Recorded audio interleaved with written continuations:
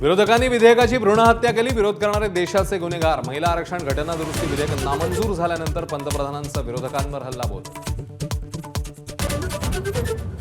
सत्तेत टिकून राहण्याकरता महिला आरक्षणाचा प्रयत्न फसला। काँग्रेस खासदार प्रियंका गांधींचा हल्लाबोल। तर देशातल्या महिला मूर्ख नाहीत, सत्ताधाऱ्यांना प्रत्युत्तर। दिल्लीत भाजपचं आंदोलन। निस्को सेंटरमधल्या ड्रग्ज प्रकरणातल्या आरोपींच्या कोठडीत वाढ। 5 आरोपींची न्यायालयात तर 3 आरोपींची पोलीस कोठडीमध्ये रवानगी।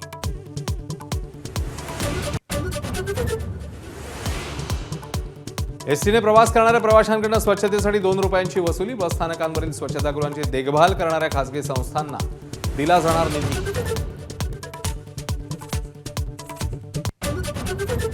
ठाण्याच्या रस्त्यांवर येत्या 15 दिवसात धावणार डबल डेकर बसेस। 3 हातनाका ते घोडबंदर, शिळफाटा ते डोंबिवली आणि मुंब्रा ते कळवा या मार्गांवर बसेस धावणार।